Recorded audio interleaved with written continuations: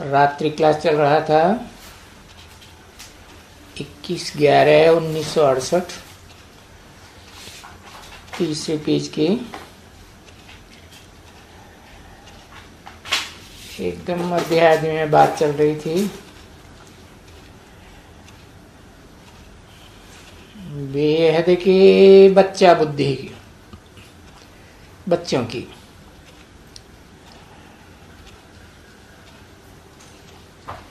वो बच्चों को जब ये मिलेगा तो उनका कैरेक्टर सुधरेगा।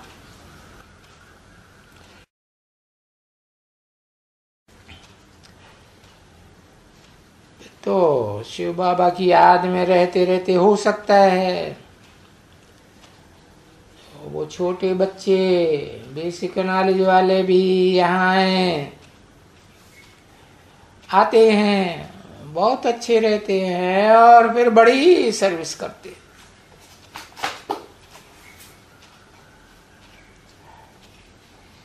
समझते हैं कि हीरे जैसा जीवन पुरुषोत्तम संगम युग में हीरे जैसा है ना। एक किताब है 2 आने की, जीवन हीरे जैसा बनाओ,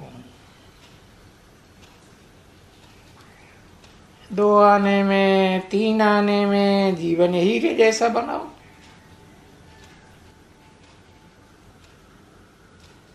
ऐसे बहुत बच्चे हैं वो होका देते हैं। जब ये प्रदर्शनी होती है या प्रोजेक्टर शो आदि होते हैं, अब जिनके भाग्य में है या किनके भाग्य में नहीं है तो उनको कुछ पहुंचता ही नहीं है। बस वो ही दुनियावी धंधा धोरी, बैठ के खाना, भोजन पाना।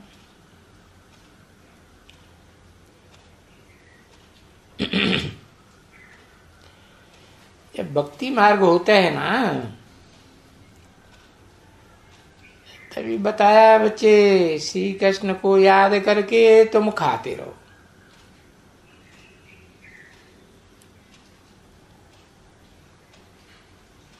जो ऐसे रहते हैं ना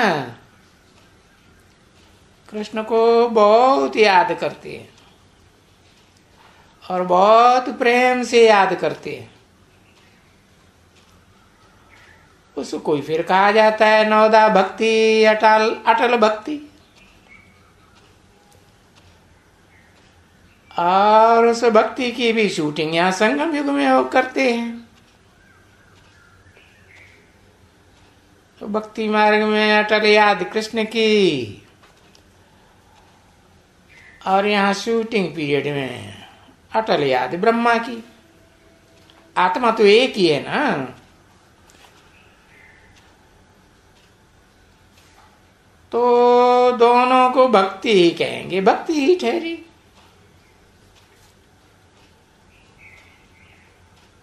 चाहे शूटिंग पीरियड में, संगम युग में, चाहे ब्रॉड ड्रामा में, ज्ञान तो नहीं है ना बच्ची।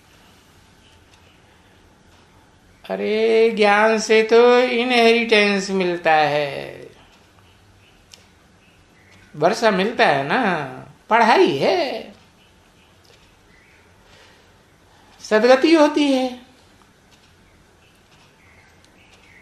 तो वो जब ऐसे श्री कृष्ण को याद करते हैं तो वो खाना खा के बैठेंगे ना, तो फिर उनको सामने कृष्ण देखने में आवेगा। तो वो कृष्ण देखने में आवे या संगम की शूटिंग में ब्रह्मा देखने में आवे, लेकिन दुख दर्दों से कोई मुक्ति थोड़ी ही होती है।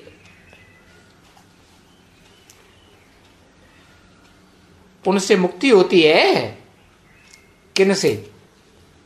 उससे नहीं बताया। उनसे माने उनकी याद करने से मुक्ति होती है, ये तो एक हुआ। उनसे माना दो है कम से कम है। अरे भाई शूटिंग पीरियड में ब्रह्मा, ब्रॉड ड्रामा में कहेंगे कृष्ण को याद करते हैं। तो दोनों को याद करने से कोई खुशी नहीं होती, अल्पकाल की खुशी, क्षणभंगुर खुशी। जैसे कि बैकुंठ का साक्षात्कार होता है, साक्षात्कार हुआ और खलास। शूटिंग पीरियड में साक्षात्कार तुम बच्चों को हुए ना, तो वो समझते हैं कि हम अब शरीर छोड़ेंगे तो बैकुंठ में जाएंगे, परंतु बैकुंठ तो वहां कोई होता नहीं है। न संगम युग में, पुरुषोत्तम संगम युग में, सूक्ष्म वतन में, शूटिंग पीरियड में बैकुंठ होता है। क्या रियल बैकुंठ होता है? तो स्वप्नवत ऐसे समझते हैं उस समय में कि हम स्वर्ग जाएंगे। और नवदा भक्ति भी इसको कहा जाता है। निरंतर याद करने को ही नवदा भक्ति कहेंगे।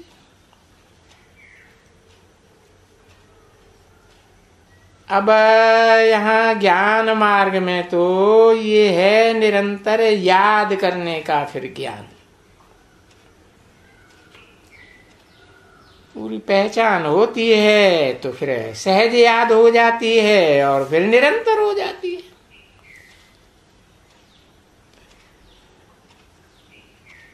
क्योंकि याद तो किया ही जाता है बेहद के बाप को,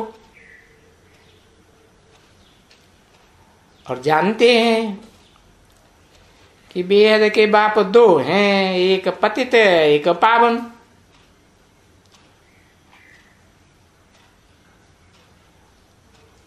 तो जो पतित है उसको पावन बनाने वाला बेहद का बाप, और पतित बाप भी बेहद का, मनुष्य सृष्टि का बेहद का बाप है ना।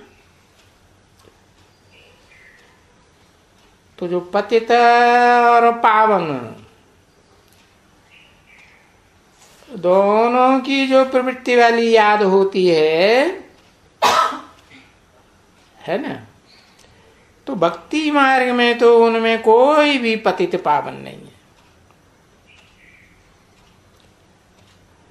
पतित को पावन करने वाला भक्ति मार्ग में या भक्ति मार्ग की शूटिंग में कोई होता ही नहीं।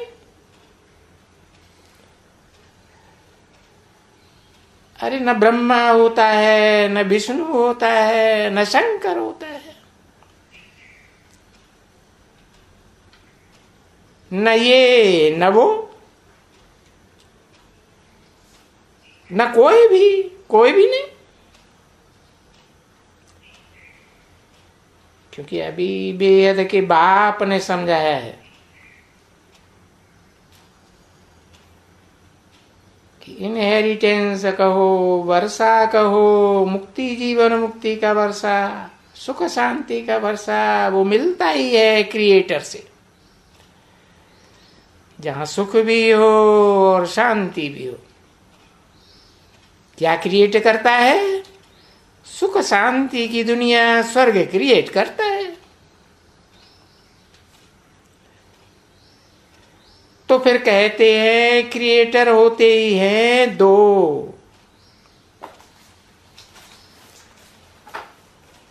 एक ये बाप, आत्माओं का बाप, एक वो बाप, कलयुगी दुनिया का बाप, 500-700 करोड़ का।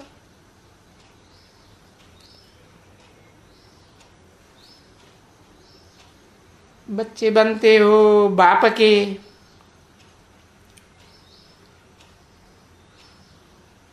कलयुगी दुनिया में मनुष्य सृष्टि के बाप के बच्चे शूटिंग पीरियड में ऐसे ही कहेंगे ना।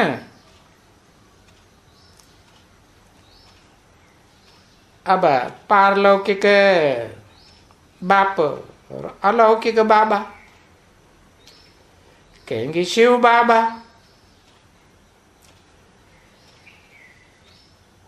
तो बेहद का वर्षा है, बेहद के बाप हैं। है? दोनों बाप बेहद के कंबाइंड है ना। कौन दोनों? सुप्रीम सोल शिव बाप और मनुष्य सृष्टि का बाप आदम और अर्जुन कह दो।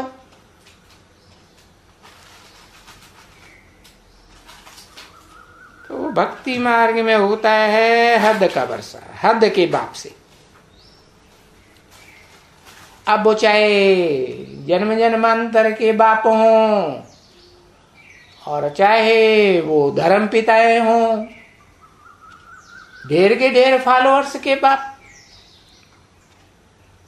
वो सब देहधारी धर्म पिताएं हद के बाप हैं। ऐसे नहीं कहेंगे कि बेहद 500-700 करोड़ मनुष्य सृष्टि के बाप हैं।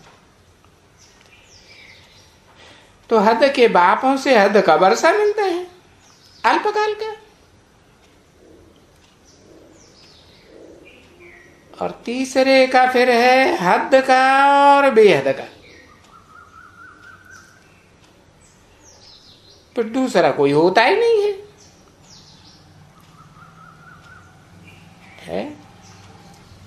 एक पारलौकिक बाप, एक अलौकिक बाप, एक इस लोक का बाप, इस दुनिया में। 3 बाप की बात हुई।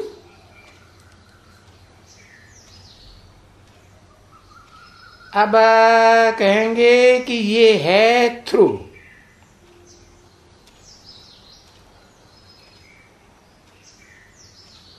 बाप तुमको एडाप्ट करते हैं इनके थ्रू। कहेंगे थ्रू ब्रह्मा।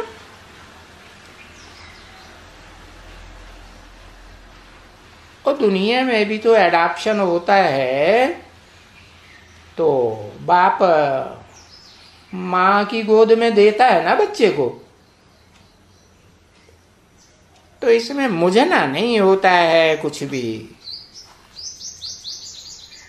ये ड्रामा का बंधन है ना। अभी तो माँ बाप का बंधन है, वो भी बेहद के माँ बाप का बंधन है। कहेंगे बेहद का जगत पिता, बेहद की जगदम्बा।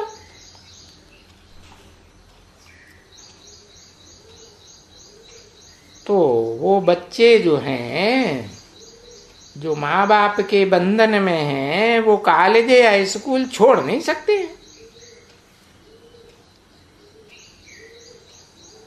अब कोई भी कन्या कॉलेज में पढ़ती होगी,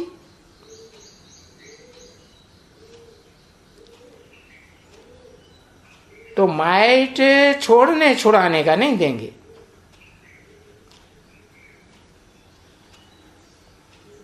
पर तो हंगामा मच जाएगा। बच्चे भी छोड़ना चाहेंगे माँ बाप को, तो माइट हंगामा कर देंगे। बच्चे और बच्चियां सगी रहे और छोड़ने छाड़ने के लिए तो गवर्नमेंट भी अलाउ नहीं करती है। अब चाहे दुनिया भी हद की गवर्नमेंट हो, कोई भी दुनिया में, या बेहद की ईश्वरीय गवर्नमेंट हो, समझा ना।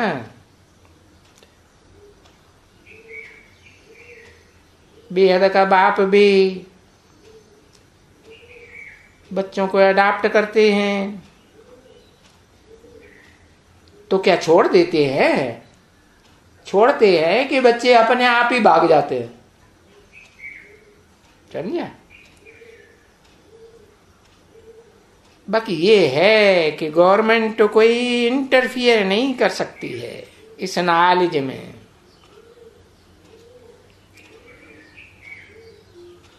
बच्चे भले किसी को भी चाहें तो याद करें,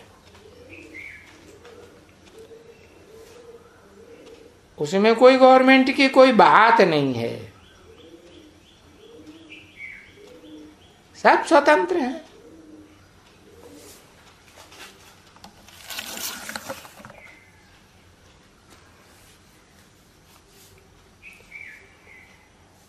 ऐसे शिव के भी भगत बहुत हैं ना बच्चे, परंतु उन बच्चों को शिव के आकुपेशन का पता नहीं है कि वो कैसे पतितों को पावन बनाता है।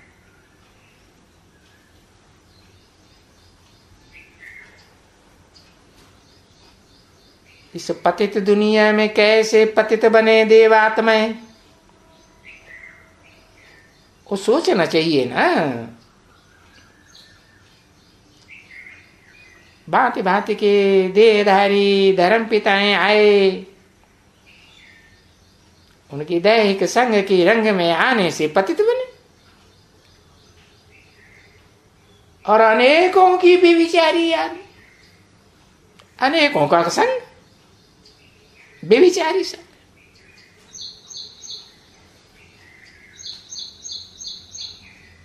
तो बेविचार से तो पतन ज्यादा होगा ना।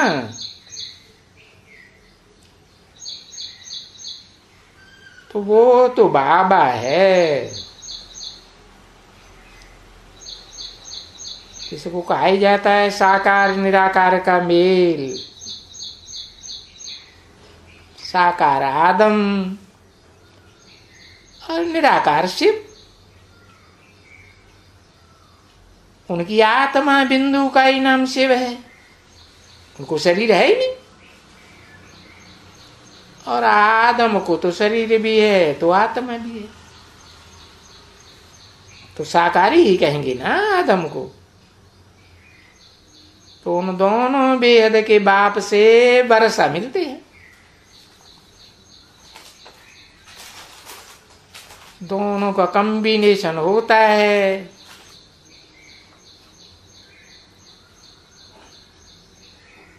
स्वर्ग का वर्षा मिलता है। तो वो बात किसको भी मालूम नहीं है,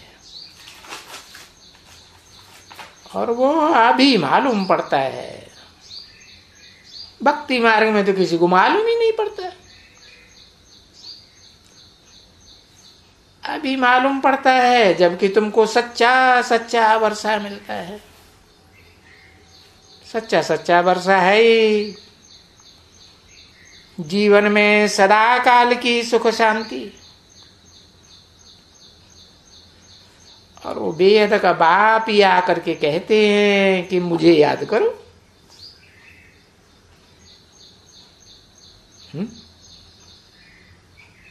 क्या कहा?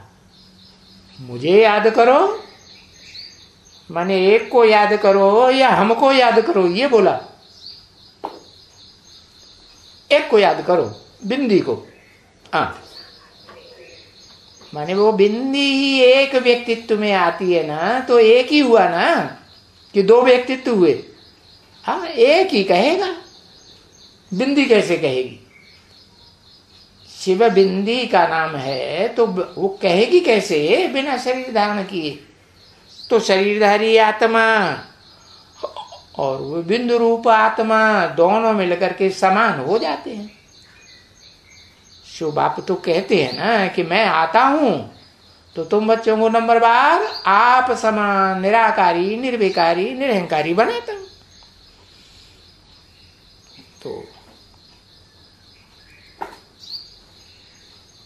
तो वो शिव ज्योति बिंदु अकेले नहीं कहते हैं।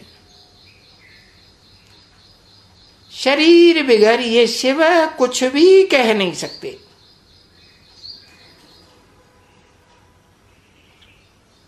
जब शरीर लेते हैं तभी कहते हैं बच्चों को। और जो शरीर लेते हैं उनकी भक्ति मार्ग में यादगार है। क्या यादगार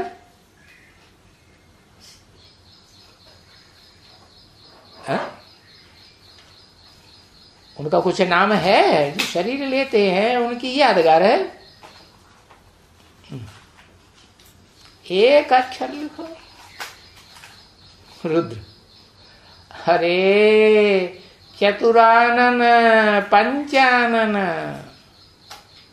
जिनका खास शरीर का आधार लेते हैं। चतुरानन भी ब्रह्मा, पंचानन भी ब्रह्मा कहा जाता है।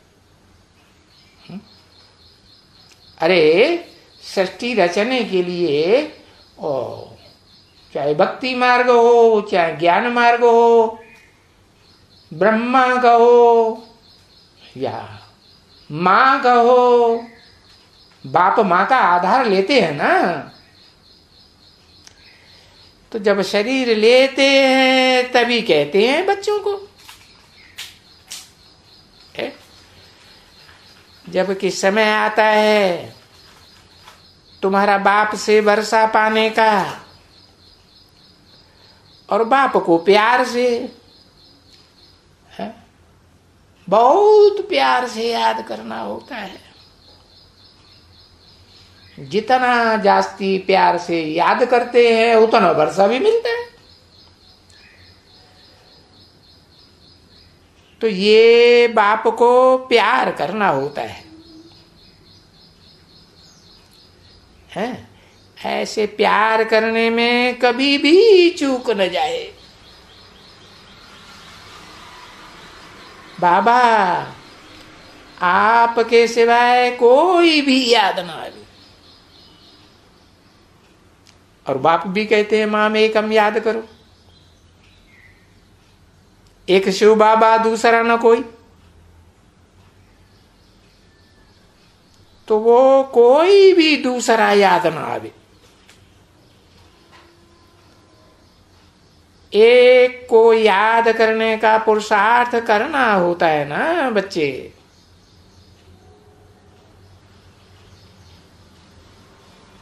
तो एक को कहते हैं शिव बाबा। शिव माने आत्मा, बाबा माने साकार निराकार का मेल।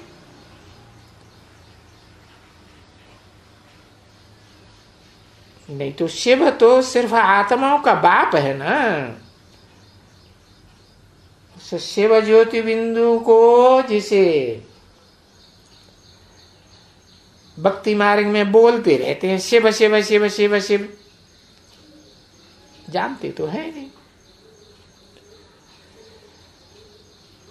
तो उस शिव बाबा की याद हो जो निराकारी और साकारी दोनों है कंबाइंड। और फिर बच्चों का स्वदर्शन चक्र भी फिरता हो। स्वदर्शन चक्र का अर्थ ही है स्व माने आत्मा, दर्शन माना आत्मा के 84 का चक्र का दर्शन। तो 84 का चक्र तो लगातार चक्र की तरह घूमता रहता है। तो वो चक्र मन बुद्धि में लगातार फिरता हो। जब लगातार बुद्धि में फिरेगा तब प्राण तन से निकलेंगे। बस पीछे तो कोई दूसरा याद नहीं आएंगे। तो वो ही है ये अंत का मंत्र, जिसको कहा जाता है वशीकरण मंत्र। रावण पर विजय पाने का मंत्र। रूहानी बाप व दादा का दिल व जान से, शिक और प्रेम से याद, प्यार और गुड नाइट। मीठी मीठी रूहानी बच्चों प्रति रूहानी बाप की नमस्ते।